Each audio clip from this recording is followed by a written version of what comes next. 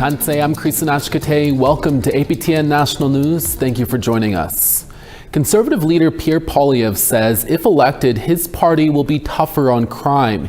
He says, for example, judges will impose consecutive sentences on those found guilty of murder. And he also says the Conservatives will impose a 3 strikes and you're out law. Poilievre announced his plans at a press conference in Montreal last week. He says the Liberals are not doing enough to stop crime and allowing those convicted of a crime out of jail too quickly. Poilievre says he will bring in tougher sentences for intimate partner violence and secure the border against drug trafficking while treating Canadians suffering from addiction.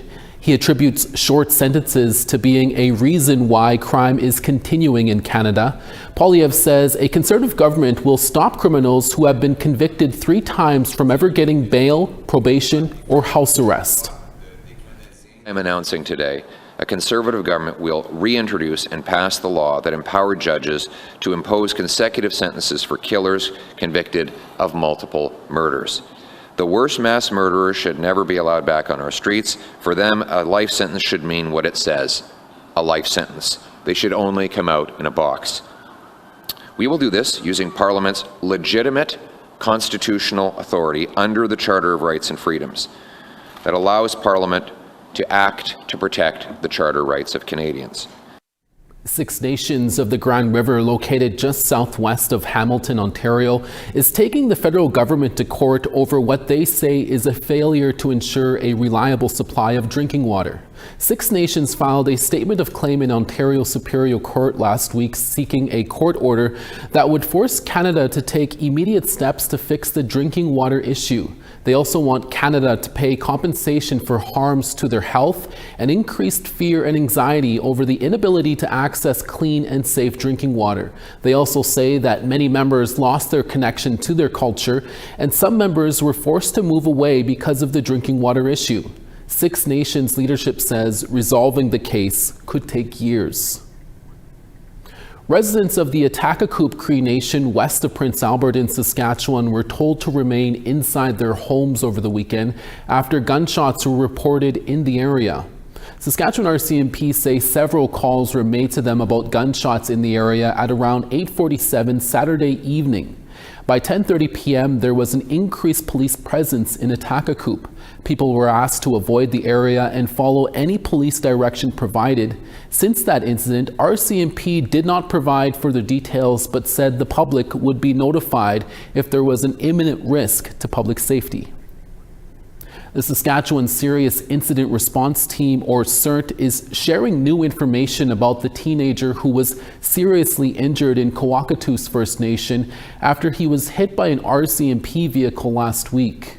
On Tuesday, April 8th at around 10 p.m., 2 RCMP vehicles were dispatched to a firearms call in a home on the Kanesatake Cree Nation.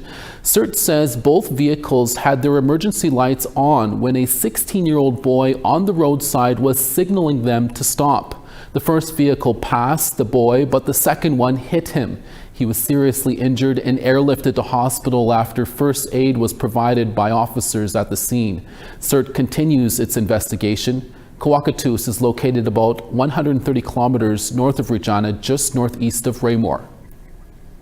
2 new hydroelectric stations will be built in Northern Ontario in partnership with Moose Cree First Nation, Taquatagamu Nation, and Ontario Power Generation. Ontario's Minister of Energy and Mines made the announcement in Timmins last week. CTV's Lydia Chubak reports. The province says there's a growing demand for energy, and it's been 10 years since a new hydroelectric station was built in Ontario. We need more power in this province, 81% more power in Northern Ontario, 75% more power in all of Ontario. And I think hydropower, it's the cleanest, most affordable, reliable option on the map.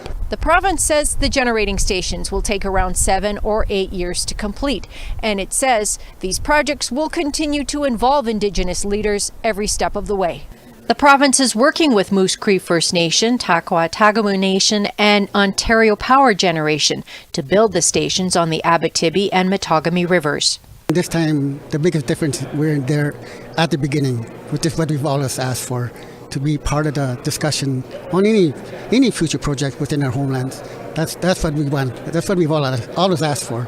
So today's announcement marks a significant event for us to actually have it happen. For the next year and a half, we'll be taking all the information back to community, informing and educating our members on what the studies look like, and from there the community will have the vote on if they want to move ahead with development or not. If approved, the stations could produce enough power for 430,000 homes. So if you're thinking about all the mining discussions that are going on, it's always good to have, some northern generating assets. Also, the transmission piece, you can't just transmit everything way up north. You need to have opportunities to have your generation in the north. We're seeing a lot of these big electricity users that are showing an interest in the area.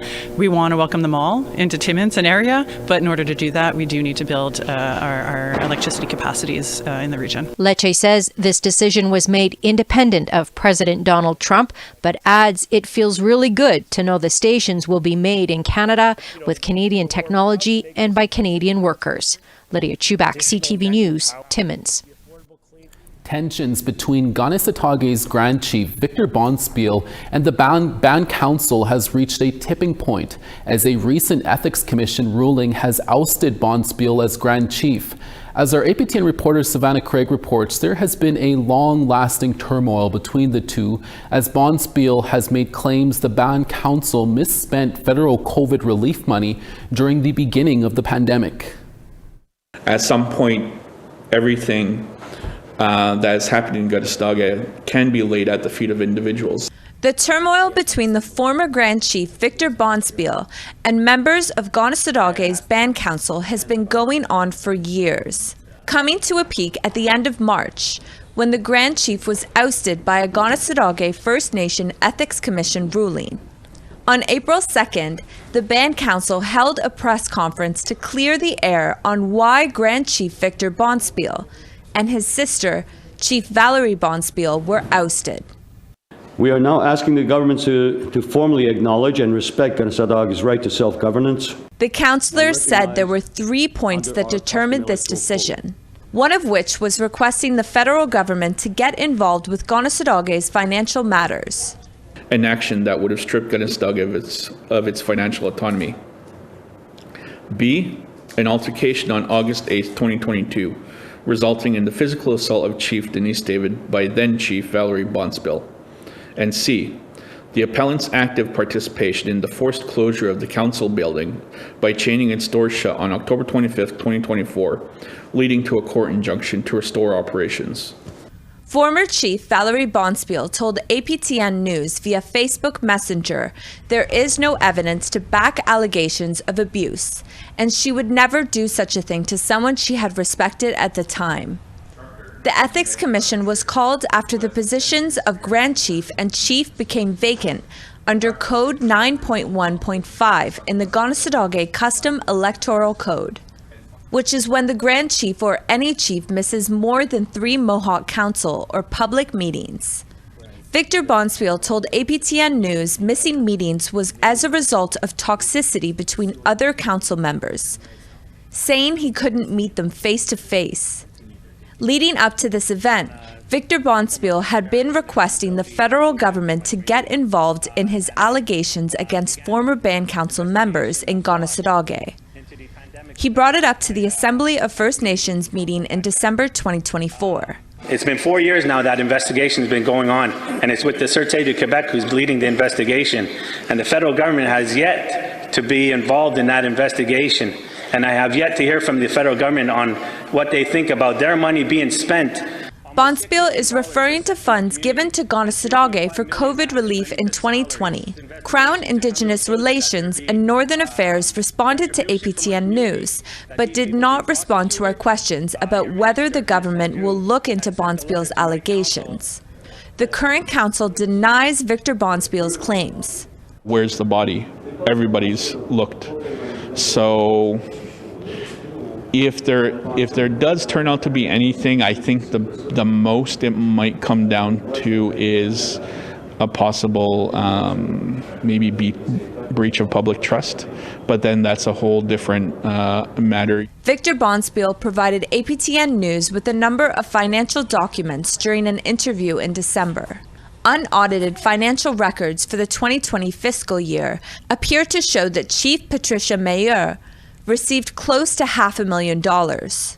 In a Facebook message, Meilleur told APTN News she had done nothing wrong. Serge Outsi-Simon, who was Grand Chief during the beginning of the pandemic, also denies Bonspiel's claims. All the funding that was distributed was through proposals, and that went through Wabanaki, I believe, at the time, and the federal government put its stamp of approval. Bonspiel says he took this case to the Sûreté du Québec 4 years ago. We launched the investigation with the use of the forensic audit outcome, and now we're just waiting for it to hopefully be completed, and people will be held responsible for that. In a phone call, the SQ confirmed there is an ongoing investigation for fraud. The provincial police spokesperson said the police are not investigating the Band Council. They are looking into an external agency in Kanesatake, but could not confirm which agency, as it is an ongoing investigation. The SQ confirmed this investigation was launched in August 2021 and that it is near completion, but could not confirm when it will be done.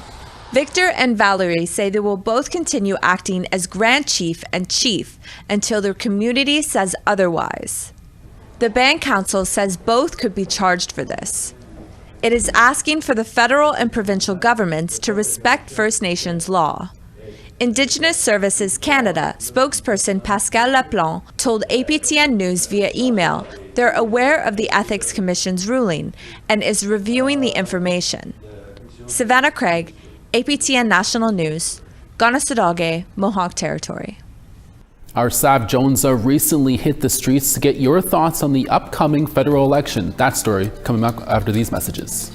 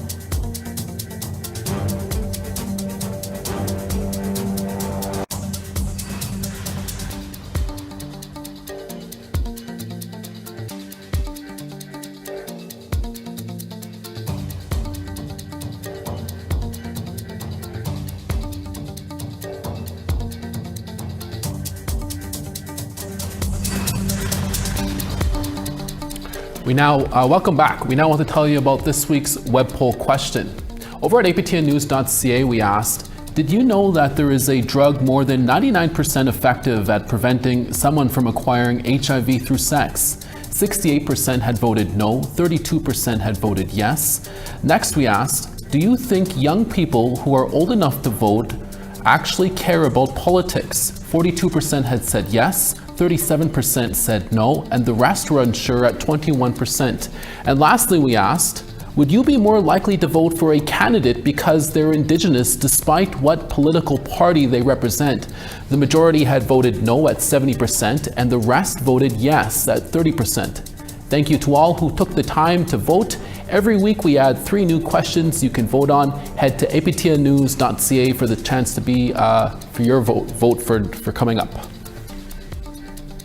We also wanted to know what answers our youth would give to these web poll questions. Our APTN reporter Sav Jones went down to the University of Manitoba to talk with Indigenous students about their thoughts on the upcoming federal election. Hey, I'm at the University of Manitoba at their Magizzi, Agamic, or Bald Eagle Lodge, where I'm going to go ask Indigenous university students their opinions on the upcoming federal election. Let's go see what they have to say. Do you think young people who can vote care about politics? I think a lot of them now, they want to be involved and they want to talk about it because that is their, whoever gets voted in, that is, you know, they're going to be stuck with them for the next 4 years, to put it lightly. That's a very mixed question because I do know a lot of people who do care about it, but I also know some people that do not, and that's the issue because we are the future generation of leaders that need to make these decisions for our country. We need to make sure that we educate ourselves on these matters and on these issues to make sure that we do not make the wrong decision or not even make a decision, because in this election it's important for us to make a decision. What would you say are some of the most important issues facing Canada today? Probably like one of the main ones that I feel like it's been going on forever is the loss of recognition for Indigenous people. It feels like everybody's sort of like pushed to their own little areas. Like some places don't even have like good drinking water and stuff, which is it's a bit sad to hear. It's just the economy is not great right now. You know, I live in Osborne, and you know my rent's going up, and I'm a full-time student, and it's hard to afford schooling. It's hard to afford groceries. I got to work full-time on top of taking a full-time course load. Everything that's been happening recently has been trying to divide the people up into either by race, or they're trying to get rid of trans rights, abortion rights. I think you're more likely to vote for a candidate because they're Indigenous despite what political party they represent? See, initially I would have been like, yeah, but I think now it's more of being like, hey, they're Indigenous, that's great, that's an awesome bonus, but actually delving in and seeing what they're going to stand for and what they're bringing. Like, it doesn't fully sway my vote, but I definitely am like, oh, that's like, I like that fact. As long as they carry those values of traditional cultural Indigenous approaches to bringing it to the government and implementing it in our provincial and federal groups, like that's a huge aspect for me, and I would vote no matter what the party was. At the end of the day, you have to kind of look at what party they're representing, and if the party themselves and everyone surrounding them are promoting something or doing something that you don't agree with, I think regardless if they are Indigenous and they have that we have that underlying connection, I still think it's very important to look at the party as a whole and not just the figurehead, I would say. Thank you, Sav. Federal party leaders will square off this week in back-to-back debates, and APTN News will bring you extensive coverage of both events. First up is the French language debate taking place on Wednesday. You can watch that live right here on APTN. Nouvelle Nationale de APTN will also provide in-depth analysis leading up to and following the debate, led by host Kim Sullivan. That pre-show will get underway on Wednesday at 7:30 Eastern Time. At the same time, it will air on APTN Languages in Inuktitut. The French language debate will also air on Thursday on APTN Languages in Innu and Eastern Cree. And then on Thursday, you can watch the English language leaders debate live on APTN at 7 p.m. Eastern Time. Dennis and I will be live at 6:30 p.m. Eastern Time right after your APTN National News. We'll be joined by Pam Palmater, Jennifer Leywitz, and Cam Holstrom to queue up the debate. We'll also have a half-hour post-show following the debate at 9 p.m. Eastern Time. Our APTN Languages channel will present the show in Plains Cree at the same time. The English language debate will re-air on APTN Languages in Inuktitut and Anishinaabe. We have more news coming up right after the break. Stay with us.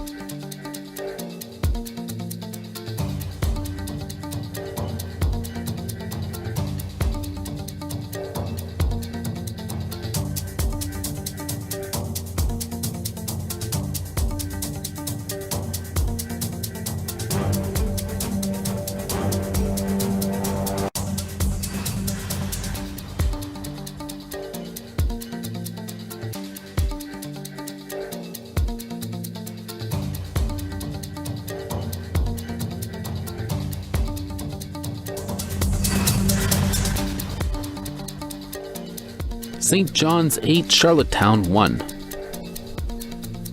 Nain -2, Happy Valley Goose Bay 2. Saguenay 9, Quebec City 10. London 9, Toronto 11. Wawa 6 in rain, Thunder Bay 2 in rain. Churchill -11, Norway House -1. Winnipeg sunny and 1, Gimli 0. Yorkton 3, Regina 3 as well. Stony Rapids -5, Uranium City -4. Rain in Peace River at 15, Fort McMurray 12. Medicine Hat sunny and 12, Lethbridge 15. 17 in Kamloops, Campbell River 14. 16 in Fort Nelson, Smithers rain and 10. Old Crow 3, Watson Lake 7. 16 in Fort Simpson, Wati 2. Fort McPherson 2, Colville Lake -2. -15 in Whale Cove, Chesterfield -16. And Arctic Bay -16, Iqaluit -7. Thanks for staying with us. A set of coloring books and affirmation cards have been released in the Northwest Territories. They're aimed at supporting victims of gender-based violence and the residential school system. APTN video journalist Bruce Dela Cruz has more. More than 50 illustrations are featured in these coloring books and affirmation cards, which were released in late February. They are the result of a series of workshops for employees of the Northwest Territories and Nunavut Council of Friendship Centers that took place last year. They discussed how to better handle the effects of gender-based violence and the trauma of the residential school system with the use of love languages. The coloring books and affirmation cards came after the fact, and it was just an idea of like, how can we create a product or like, you know, a tangible item that the people that attended the workshop can take home with them. Kyle Bird speaks for the project. He is the CEO of the Friendship Centers Council. He says the book and the cards centered on the phrase, "I knew I was loved by you when."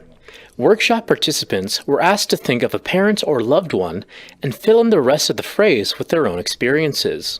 Like, you know, for myself, like my words are not in the coloring book or in affirmation cards, but I could relate to a lot of them as being Indigenous person of the North. And I could see myself hearing these sentences spoken to me or thought about when with my own family and my own, like, you know, working with, you know, my aunties and my uncles, my father and my mother, my grandparents. So it definitely is like a healing craft for sure. The artist behind the illustrations is Elaine Landry. She is Decho Dene from Fort Providence. It's so cool to see it in person and like it, and just like getting to like go through it. It's like, yay, I did this. Elaine's illustrations were drawn in a very modern fashion, which she says was intentional.